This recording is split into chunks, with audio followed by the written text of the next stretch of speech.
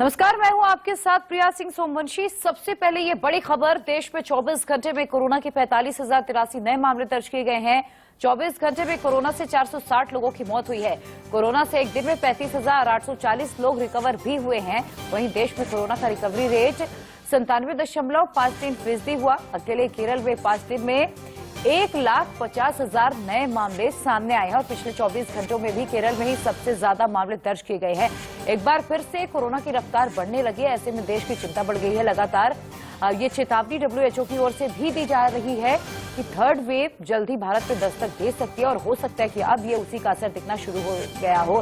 केरल वही राज्य है जहां पर सबसे पहले कोरोना का केस पाया गया था और उसके बाद देखिए अब एक बार फिर से कोरोना के केसेस केरल में लगातार बढ़ते हुए नजर आ रहे हैं। एक दिन में 30,000 से ज्यादा मामले दर्ज किए जा रहे हैं केरल में और पिछले अगर एक हफ्ते की बात करें तो 1.5 लाख के आसपास नए मामले केरल में दर्ज किए गए हैं। ऐसे में बढ़ती रफ्तार कोरोना की देश की चिंता बढ़ाने वाली है और इसीलिए हम आपसे बार बार अपील कर रहे हैं, डॉक्टर्स भी आपसे अपील करते हैं कि जब तक जरूरी ना हो घरों से ना निकले। और अभी ये भूले ना कि कोरोना का कहर थमा नहीं है। कोरोना अभी भी हमारे आसपास मौजूद है, हमारे वातावरण में मौजूद है। इसीलिए सावधानी पूरी बरतनी चाहिए, प्रिकॉशंस पूरे लेना है। कोविड एप्रोप्रिएट बिहेवियर हमें अपने आसपास जारी रखना है।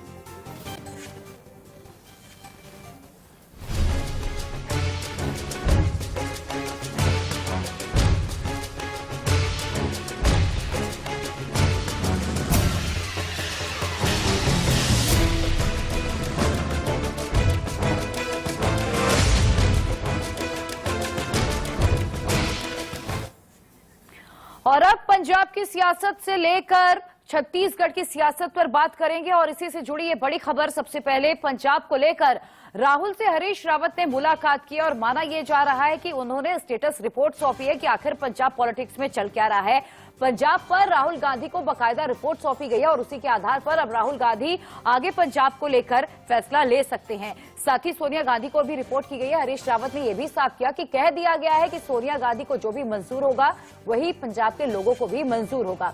इधर सिद्धू समर्थकों से बातचीत के बाद रिपोर्ट बनाई गई है और सिद्धू समर्थकों में नाराजगी भी साफ तौर पर देखी जा रही है क्योंकि उनके समर्थकों को ऐसा लग रहा है कि सिद्धू को फैसले लेने की छूट नहीं मिल पा रही है। इधर सिद्धू ने बयान दिया कि अगर फैसले लेने की इजाजत नहीं मिलती है तो ईंट से ईंट बजा देंगे और उनके इसी बयान के बाद सबसे ज्यादा विवाद बढ़ गया।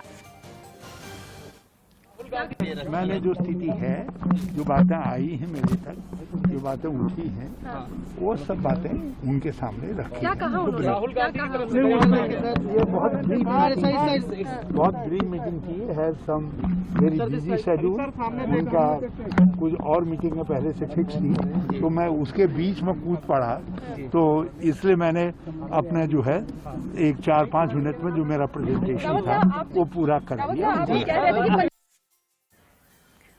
और इधर पंजाब कांग्रेस में कैप्टन बनाम सिद्धू की जंग लगातार जारी है। दोनों के बीच तलवारें भी खिंची हुई है और समय समय पर शांत कराने की कोशिश आलाकमान की ओर से नहीं की जाती रही है, लेकिन हितों को लेकर टकराव दोनों में हमेशा बना रहा। घमासान शांत होता अब एक बार फिर से नहीं दिखा। पंजाब कांग्रेस में मची कला के बीच राज्य के प्रभारी हरीश रावत ने पार्टी के पूर्व अध्यक्ष राहुल गांधी से मुलाकात की। बाकायदा स्थिति की उन्होंने रिपोर्ट भी सौंपी है। आपको बता दें कि पंजाब में मुख्यमंत्री कैप्टन अमरिंदर सिंह और प्रदेश कांग्रेस अध्यक्ष नवजोत सिंह सिद्धू के बीच ये सियासी घमासान बेहद पुरानी, यानी ये सियासी अदावत जो पहले से चली आ रही है वो अभी खत्म नहीं हुई है। पंजाब के कांग्रेस प्रभारी हरीश रावत ने सिद्धू गुट के बागी तेवरों के बीच हाल ही में ये साफ कह दिया था कि पंजाब के कैप्टन अमरिंदर ही रहेंगे, लेकिन ये बात सिद्धू समझ नहीं पा रहे हैं। और आपको याद होगा कि हरीश रावत ने यह भी कहा था कि सिद्धू को अध्यक्ष बनाया गया है लेकिन पूरी कांग्रेस नहीं सौंपी गई है। एक तरह से स्थिति हरीश रावत की ओर से साफ कर दी गई है कि सिद्धू को कोई बड़े फैसले लेने की इजाजत नहीं दी जाएगी। उधर एक बार फिर से कैप्टन अमरिंदर सिंह ने डिनर पॉलिटिक्स भी की। खबर यह भी आई कि कैप्टन अमरिंदर ने अपने घर में एक डिनर पार्टी रखी और उसमें सिद्धू को न्योता नहीं दिया गया। 35 सांसद उसमें शामिल हुए थे, 35 सांसद और विधायक उस डिनर पार्टी में शामिल हुए, जिसके बाद सिद्धू के में हलचल बढ़ गई और उसके बाद सिद्धू का यह बयान आता है कि हम यहां पर चुप नहीं बैठने वाले, अगर फैसले लेने की बात आएगी तो हम ईंट से ईंट बजा देंगे। अब सोनिया गांधी को देखिए बाकायदा रिपोर्ट सौंपी गई है। अब दोनों एक दूसरे की भावना को समझेंगे, सबको साथ लेकर चलने की कोशिश करेंगे। ये सोनिया गांधी के सामने एक बहुत बड़ी चुनौती भी होने वाली है। पंजाब में हालात नियंत्रण में हैं।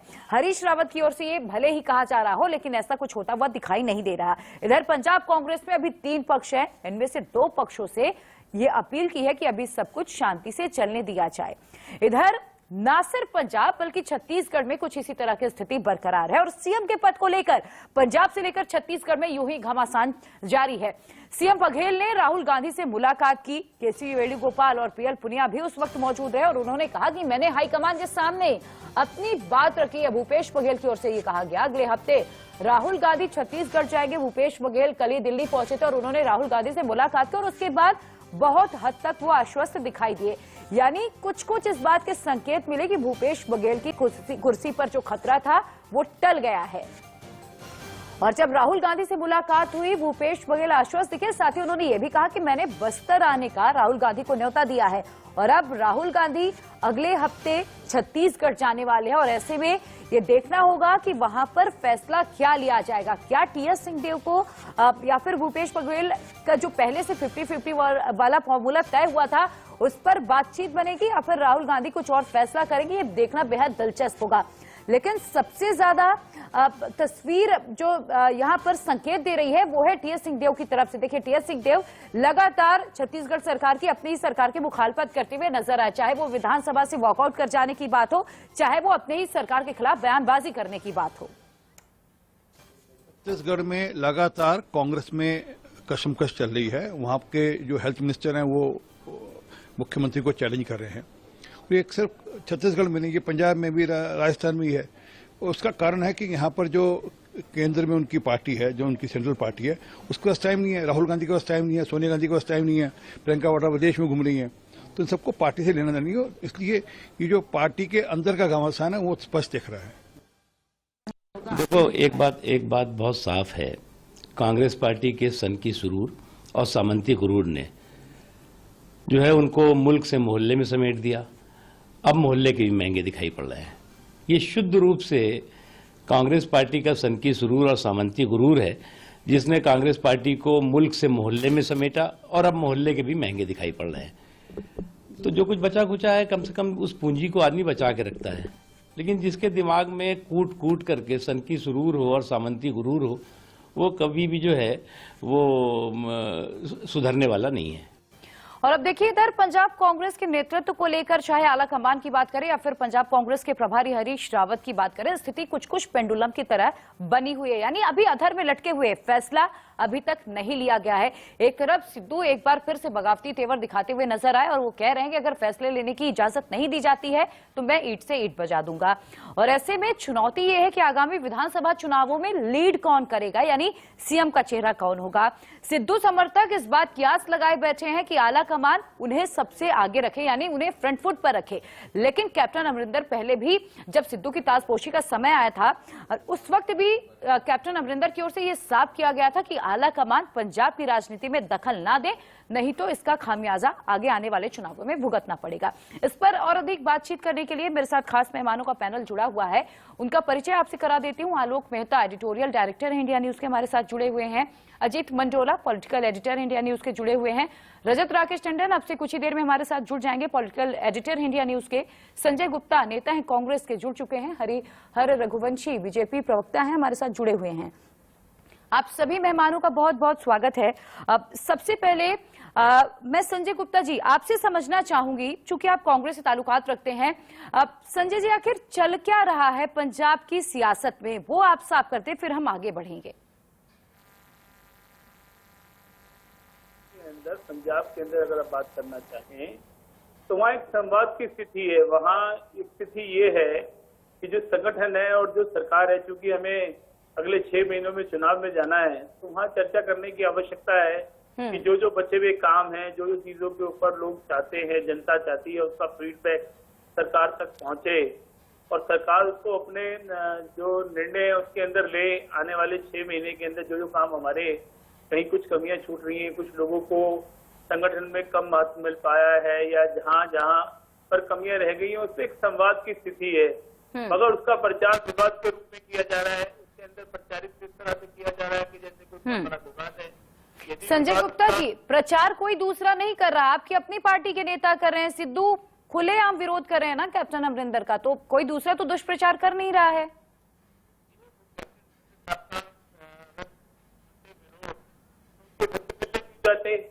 और मैं आपको ये बताना चाहता हूं पद का गठन किया तो उसके अंदर भी कैप्टन साहब वहां पर थे। बातें हैं कि कई विषयों पर कभी भी कई बातों पर चर्चा करने के लिए अलग अलग सलाह हो सकती है, अलग अलग विचार हो सकते हैं, और ऐसी परंपरा कांग्रेस के अंदर आज शुरू नहीं हुई है। ये आजादी से पहले इसी तरह की परंपरा थी। सभी लोग अपनी अपनी बात रखते हैं, उस पर चर्चा होती है, फिर डिसीजन होता है। इसी तरह से हम लोग काम करते हैं। हमारे यहाँ लोकतंत्र है, आंतरिक लोकतंत्र है। भारतीय जनता पार्टी की तरह हम लोग नहीं है कि जहाँ पर कोई आंतरिक लोकतंत्र का कोई विषय नहीं है, जहाँ पर कोई प्रदेश अध्यक्ष मुख्यमंत्री साहब को कोई सलाह दे नहीं सकता है, जहाँ पर राष्ट्रीय अध्यक्ष भी केवल चाटुकारी का करते हैं, प्रधानमंत्री की या गृह मंत्री की या बड़े नेताओं की। इस तरह का कल्चर कांग्रेस में नहीं है। हम लोग अपनी बात को रखते हैं, उस बात को आगे तक पहुंचाते हैं। ये कहने की खूबसूरती केवल कांग्रेस के अंदर है, ये मैं आपसे कहना चाहता हूं। मगर इससे हमें कांग्रेस को फायदा होगा। आने वाले चुनावों के अंदर कैप्टन अमरिंदर सिंह साहब के नेतृत्व में कांग्रेस चुनाव लड़ेगी और बहुत सुंदर तरीके से चुनाव को हम जीत करके आएंगे। ये मैं आपको बताना चाहता हूँ। बहुत अच्छे अच्छे कार्य पिछले 4.5 साल में लगभग वहां पर कांग्रेस ने किए हैं, उससे पहले भी किए हैं। लगातार कांग्रेस की जिम्मेवारी है कि वहां पर गरीब जनता को, आम जनता को वहां पर कांग्रेस फायदा पहुंचाए, किसानों के लिए काम करे। वहां पर बहुत से चैलेंजेस हैं, उन चैलेंजेस को लड़ने के लिए इस तरह की बातें सामने आप महसूस कर रहे हैं। और ये घर की बात यदि कोई है भी तो हम चर्चा करेंगे, बात करेंगे, उसके अंदर अच्छी चीजें होंगी और करेंगे। ठीक है। आलोक मेहता जी, अब कहा जाए कि कांग्रेस के लिए विडंबना है, कांग्रेस में जो आपसी कलह है कोई नई नहीं है।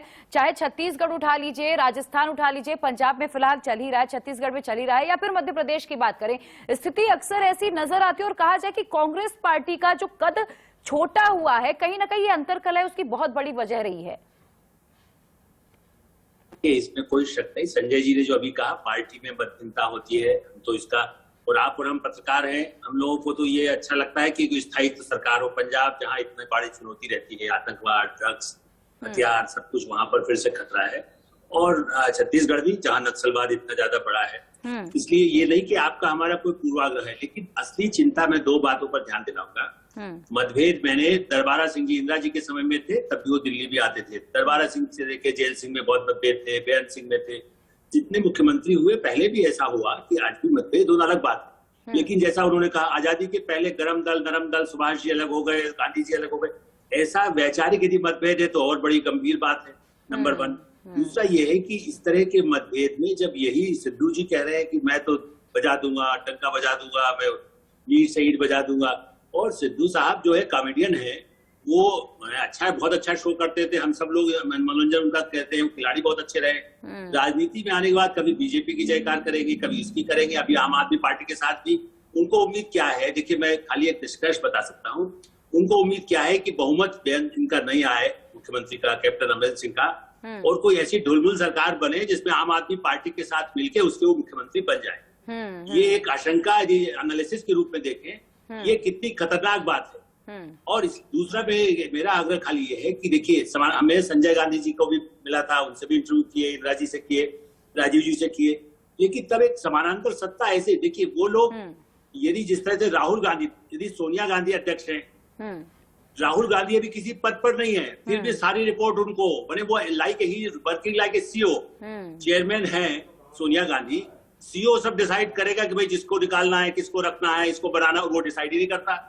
जो कियोस हो जाएगा किसी भी कंपनी में, यदि वो सीईओ भी है, मैं बड़ी सम्मान करता हूँ, बहुत विद्वान है, बहुत पढ़े लिखे हैं, बताते हैं, सैम पेट्रोदा उनको इतनी सलाह अमेरिका से दिन रात भेजते हैं, उनके पास बहुत बड़ी टीम है।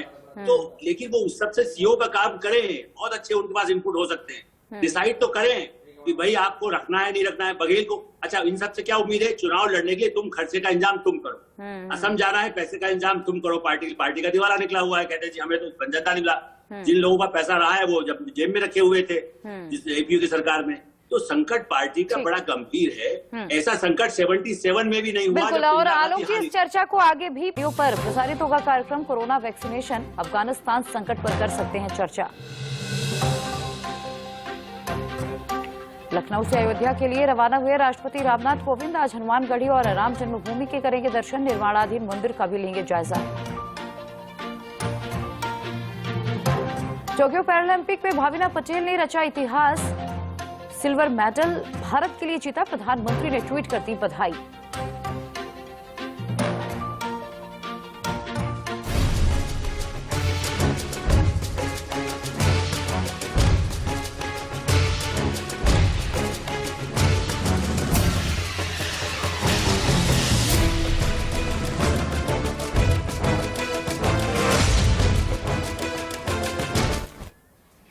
तो पंजाब की सियासत में लगातार उलटफेर जारी है। देखिए, सिद्धू और कैप्टन अमरिंदर भले ही एक मंच साझा कर चुके हो, लेकिन दोनों के दिलों की दूरी अभी भी मिटी नहीं है। एक बार फिर से ये जो दोनों के बीच की खींचतान है खुलकर सामने आ गई है। लगातार हमारे खास मेहमान भी जुड़े हुए हैं। अजीत मंडोला जी, आपसे समझना चाहूंगी, एक तरफ भले ही मंच साझा कर रहे हो दोनों लोग और ये दिखाने की कोशिश हो कि पंजाब में सब कुछ ठीक है, लेकिन फिर चाहे वो ड्रग्स का मुद्दा हो, अपनी सरकार पर सिद्धू निशाना साधते हैं, और फिर चाहे ये बयान हो कि ईंट से ईंट बजा देंगे, या फिर खुलेआम आम आदमी पार्टी की तारीफ करना हो, तो सिद्धू खुलकर मुखालफत करते हैं। क्या ये नाराजगी अपना कद छोटा होने से वो महसूस कर रहे हैं?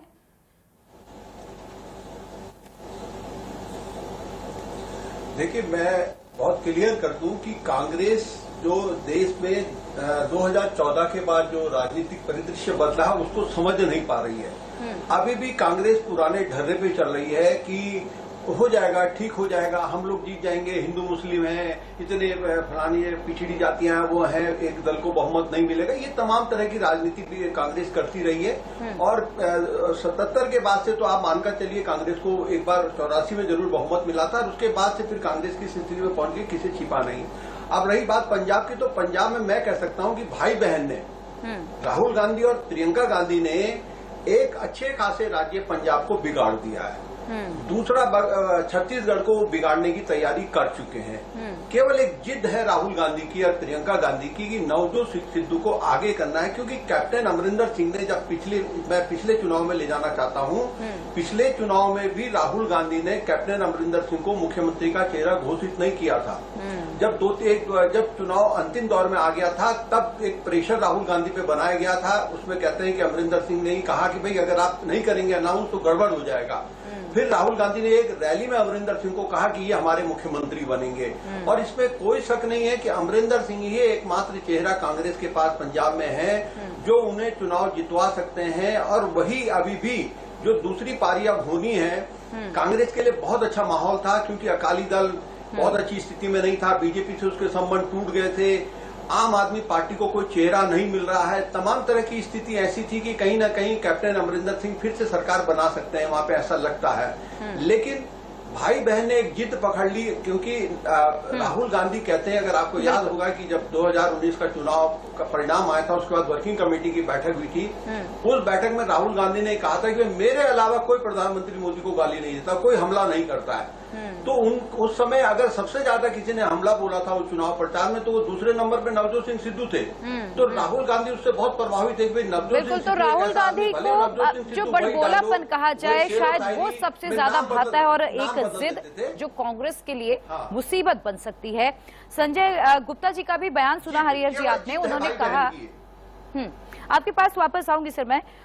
संजय गुप्ता जी का आपने बयान सुना हरिहर जी, वो कह रहे हैं कि देखिए कांग्रेस ऐसी पार्टी है जहां पर सभी को अपना मत रखने का पूरा अधिकार है। बीजेपी की तरह नहीं है कि एक तानाशाह की तरह फैसला ले लिया जाता है और मौका ही नहीं दिया जाता कि कोई आके बातचीत कर सके।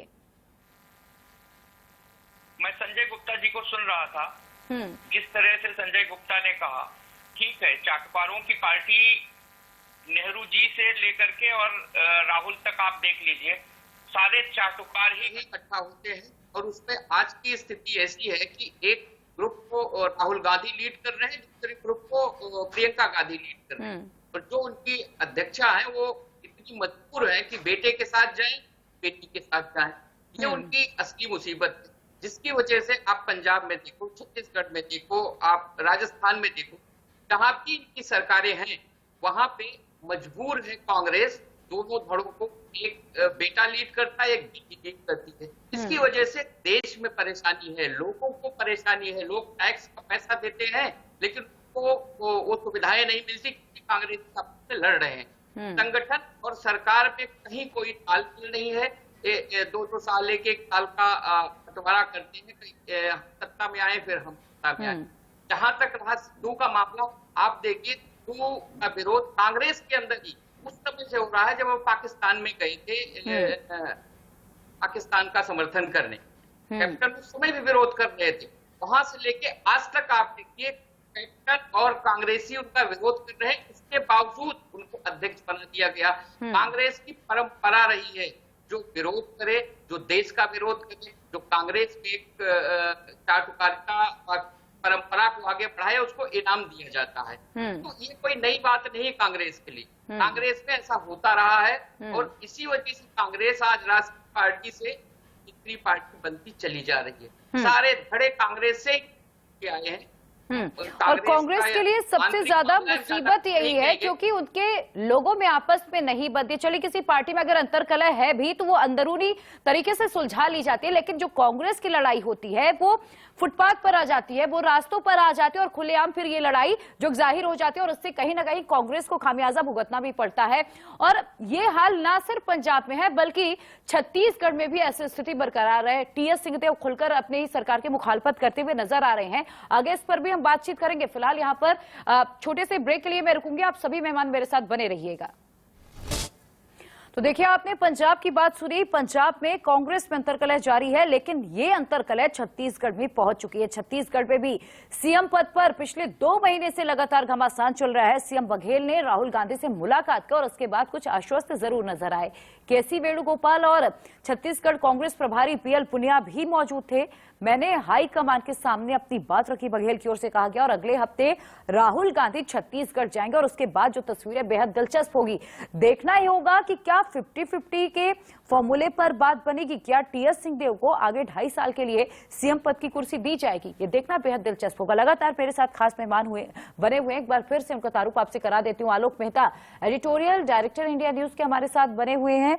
साथ ही Ajit Mandola, political editor India News के, वो भी हमारे साथ बने हुए हैं। संजय गुप्ता, नेता हैं कांग्रेस के। हरिहर रघुवंशी, बीजेपी प्रवक्ता, हमारे साथ बने हुए हैं। अजीत मंडोला जी, आपसे ही समझना चाहूंगी, ये जो लड़ाई है ये सिर्फ पंजाब तक सीमित नहीं है, छत्तीसगढ़ में भी हम पिछले 2 महीने से देख रहे हैं अंतरकलह जारी है। और जो 2.5 साल के सीएम की बात हुई थी टीएस सिंहदेव और माफ कीजिएगा भूपेश बघेल के बीच, वो कुछ अभी हाई कमान फैसला इस पर ले नहीं पा रहा है। इसे किस तरह से आप देखते हैं?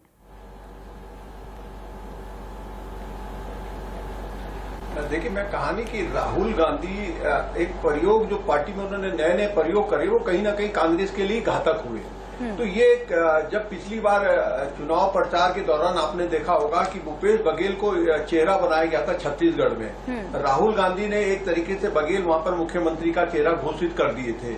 लेकिन जब बाद में राजस्थान का मामला हो, मध्य प्रदेश का मामला हो, सब जगह विवाद बना कि भाई मुख्यमंत्री कौन बनेगा। राजस्थान में अशोक गहलोत, सचिन पायलट की दावेदारी थी, मध्य प्रदेश में ज्योतिरादित्य सिंधिया और कमलनाथ जी की दावेदारी थी, और छत्तीसगढ़ में लग रहा था कि भूपेश बघेल को लेकर वहां पर कोई ऐसी बात नहीं आएगी। लेकिन जब राहुल गांधी ने फाइनल फैसला करा तो आपने देखा होगा कि उन्होंने हर 2 नेताओं के साथ फोटो खिंचवाई थी। उस फोटो खिंचवाने के बाद एक तरफ भूपेश बघेल थे, एक तरफ टी सिंहदेव थे। टी सिंहदेव भी वहां पे बहुत पुराने कांग्रेसी नेता है, बहुत पावरफुल नेता है, उनकी भी कोशिश थी कि वह मुख्यमंत्री बने। लेकिन बघेल जब प्रदेश अध्यक्ष बने तो राहुल के करीब होते गए और काफी करीब हो गए, राहुल के बहुत करीबी और भरोसेमंद माने जाते हैं। अब जब उनको ये लगा कि भाई 2.5 साल, जब मुख्यमंत्री बने, उन्हें पूरा आवाज पहले से पता था कि 2.5 साल बाद एक फिर माहौल बनेगा, तो उन्होंने अपनी फील्डिंग बहुत अच्छी करी। उन्होंने प्रियंका गांधी का भी अपने संबंध बढ़ाए, बातचीत का जरिया बढ़ाया। राहुल गांधी के वो बहुत चहेते मुख्यमंत्री हो गए। फिर अचानक अब कहीं ना कहीं ये चूक किसकी है? ये राहुल गांधी की चूक है। राहुल गांधी के यहाँ से पूरी तरीके से एक मैसेज दे दिया जाना चाहिए था। अगर टी सिंहदेव की कोई नाराजगी थी तो उन्हें बुला के समझाया जाना चाहिए था कि भाई अब ये नहीं हो सकता, इससे पार्टी को नुकसान होगा और निश्चित तौर पर पार्टी को नुकसान होगा। देखिए, कमजोर कड़ी आपने वहां पे दे दी है और बीजेपी हर राज्य में कांग्रेस की उस कमजोर कड़ी पे नजर रखती है जो कहीं ना कहीं किसी से न किसी रूप में अपने आला कमान से दुखी हो गया हो, और उसका कब क्या लाभ ले लेगी कुछ पता नहीं चलेगा कांग्रेस को। तो ये राहुल गांधी, मैं यहाँ पर भी राहुल गांधी को ही जिम्मेदार मानूंगा। एक तो उन्होंने पता नहीं कांग्रेस पार्टी किस उसमें सोच रही है, 2 साल हो गए, कोई एक स्थायी सेनापति नहीं है, कौन लड़ाई लड़ने जाएगा, कौन प्रमुख होगा, कुछ तय नहीं कर पा रही। एक मजाक बना दिया राजनीतिक दल का। 135 साल पुरानी पार्टी है। आजादी के 75वें साल में कांग्रेस पार्टी अभी भी ये नहीं समझ रही है कि हमारे राज्य जीतने बहुत जरूरी है, राज्य मजबूत होंगे तब हम दिल्ली में मजबूत होंगे। लेकिन मुझे लगता है कि राहुल गांधी को ये समझा रखा है कि भाई राज्यों की तो आप चिंता मत छोड़ दो, आप तो दिल्ली में रोज एक ट्वीट प्रधानमंत्री मोदी के खिलाफ करा करो और लोगों में बहुत नाराजगी है, अगली बार आप प्रधानमंत्री बन जाएंगे, राज्यों को छोड़ दो। अब राज्यों को छोड़ने का नतीजा ये हो गया कि छत्तीसगढ़ जो ठीक ठाक राज्य चल रहा था, अगली बार वो वहां पर कांग्रेस वापसी कर सकती थी। कहीं ना कहीं वो राहुल गांधी के एक अजीबोगरीब प्रयोग के चलते वो संकट में फंस गया राज्य। अब आने वाले दिनों में टी सिंहदेव चुप नहीं बैठेंगे, कहीं ना कहीं उनका दबाव होगा। उन्होंने बीच का रास्ता बताया था कि आप चरणदास महंत को मुख्यमंत्री बना दो, अगर मुझे नहीं बनाते हो बघेल जी को हटाओ और चरणदास महंत को मुख्यमंत्री बना दो, ऐसी जानकारी अंदर से आई है। लेकिन बघेल पूरी तरीके से एक अच्छे राजनीतिज्ञ हैं, उन्होंने इतने साल कांग्रेस की राजनीति छत्तीसगढ़ में की है, तो वो जल्दी से कैसे पद छोड़ेंगे, ये बात राहुल गांधी को समझनी चाहिए कि उन्होंने चाहे वहां के प्रदेश प्रभारी पूनिया जी हो या केसी वेणुगोपाल हो, अगर यही लोग थोड़ा समझदार होते तो आज कांग्रेस इस स्थिति में नहीं आती। अब अहमद पटेल से पहले वो सारे लड़ाई झगड़े पहले अपने घर में सुलझा लेते थे, तब सोनिया गांधी उसका फाइनल फैसला करती थी। अब हो ये रहा है कि कई सारे पावर सेंटर है, उन पावर सेंटरों के चलते कांग्रेस को ये और कांग्रेस अलग अलग चीजों को लेकर भी घिर जाती है। जहां जहां पर सरकार है कांग्रेस की, वहां वहां ऐसी मुसीबतें कांग्रेस के ऊपर लटक रही है। आलोक मेहता जी, अगर नजर डाला जाए 27 जुलाई के एक बयान पर, जब टीएस सिंहदेव ने, जब बृहस्पति सिंह ने यह कहा था कि जो उनके ऊपर हमला हुआ वो टीएस सिंहदेव की ओर से कराया गया, अपने ही लोगों की मुखालफत इस तरह से खुलेआम कर देना, फिर 2 गुटों में लोगों का बंट जाना। एक धड़ा ये चाह रहा है कि टीएस सिंहदेव को आगे 2.5 साल के लिए कुर्सी दी जाए और एक धड़ा जो है जो ये मान रहा है कि नहीं, अभी सीएम भूपेश बघेल ही बने रहने चाहिए। क्या सेनापति का अपने स्टैंड पर क्लियर ना होना छत्तीसगढ़ में भी कांग्रेस को भारी पड़ जाएगा? क्या मैं 2 बात, देखिए पहले भी बघेल और मोतीलाल वोरा जी उनसे वरिष्ठ नेता थे, कि उनके बीच भी मतभिन्नता थी, अजीत जोगी और वोरा जी के बीच भी मतभिन्नता थी। लेकिन ये क्या होता था कि वो केंद्रीय नेतृत्व के सामने आके दोनों अपनी बात रखते। इस बार जो लगता था कि हम और आपकी कोई मुलाकात तो अभी राहुल गांधी जी से हुई नहीं है जब हम ये कह सके कि उन्होंने क्या वायदा किया, लेकिन जितने यदि विधायक यदि कहते हैं या उनके, चाहे वो सचिन पायलट हो या यदि ज्योतिरादित्य सिंधिया थे जो वापस बीजेपी में उनको आना पड़ा, और उसी तरह से सिंहदेव है, यदि उनको कान में ये क्यों फूका गया, जब चुनाव जीतने के लिए सही है, आप सब नेतृत्व है, सब बराबर है, इक्वल है, ये भी कहना ठीक है। ये कहना कि अच्छा आपको भी मुख्यमंत्री बना सकते हैं हम, या तो नहीं बनाएंगे, मतलब एक तरह से 2.5 साल के बाद आपको बना सकते हैं, कोई वायदा ऐसा चाहे असावधानी में किया गया हो, ये जैसे कहते हैं आपने एक चाकू रख दिया और उसके बाद थमा दिया, कहा कि भाई जब चाकू का इस्तेमाल जरूरत होगी तो बता दिया जाएगा। अब वो लेकर के घूमने लगते हैं कि भाई ये तो चाकू हम आपने तो कहा था। अब पब्लिकली तो वो ज्यादा नहीं कह पाते, लेकिन उनके समर्थक बराबर कहते हैं भाई 2.5 साल करिए। तो ये बंटवारा ऐसा नहीं होता। देखिए मैंने कहा ना, मेरे कई हर राज्यों में मुख्यमंत्रियों के परिवर्तन, उनके गुट अलग अलग भी हो सकते हैं। राष्ट्रीय नेता जो अभी चंदोला जी भी कह रहे थे, असली में ये जो उनको गोली देते हैं, जैसे कहते हैं, आप कहते हैं ना हम सामान्य भाषा में कि आप गौरे मजाक में आपने कह दिया। अच्छा फिर राहुल गांधी को क्या लगता है, मैं एक और बात बताऊं, 2009 में 2009 वाला इलेक्शन था, जब दोबारा यूपीए मैंने कांग्रेस जीती, थोड़ा ज्यादा सीटें मिली 225 के आसपास, 24 के आसपास, तो क्या हुआ कि राहुल जी को तब ये लगा कि मेरे 5 साल जो यूपी में मैं घूमा था उससे ऐसा हो रहा है। बाद में इसीलिए देखिए पार्टी में फिर कई चीजें प्रेशर आए, उसके बाद भी डीएमके के साथ समझौता करना पड़ा, सोनिया जी चाहती सबके साथ रहे। छत्तीसगढ़ के संदर्भ में भी मैं 2001 की आसपास की बात है, चुनाव से पहले जिस समय सोनिया जी से मैंने वैसे ही अनौपचारिक बातचीत में पूछा था, अकेले मुलाकात में, कि क्यों आप बदल रहे, तो उन्होंने कहा नहीं, जल्दी जल्दी बदलना ठीक नहीं होता, आप ही लोग हमारे खिलाफ लिखेंगे, बदल दिया। सोनिया गांधी एक स्थायी नेतृत्व चाहती है, राहुल गांधी सबको लटकाए रखना चाहते हैं कि वो सूली पर लटका रहे, जब चाहे हमें गर्दन खींच दूंगा बंदा। ये खतरनाक खेल है। बिल्कुल। संजय गुप्ता जी, अभी आप कह रहे थे कि कांग्रेस एक ऐसी पार्टी है जहां पर तमाम लोगों की सुनी जाती है, तो मैं G24 की तरफ आपका ध्यान लेकर जाना चाहूंगी। कपिल सिब्बल, शशि थरूर, गुलाम नबी आजाद, जिन्होंने अपनी पूरी जिंदगी कांग्रेस पार्टी को मजबूत करने में लगा दी, उनकी बात तक नहीं सुनी जाती है, तो फिर आप छोटे स्तर के नेताओं से उम्मीद कर ही नहीं सकते कि आला कमान उनकी बात सुने। देखिए कैसे कह सकते हैं कि उनकी बात सुनी नहीं जाती है। क्योंकि ये बहुत बार शशि थरूर को भी आपने सुना होगा, गुलाम नबी आजाद को भी सुना होगा, कपिल सिब्बल को भी सुना होगा।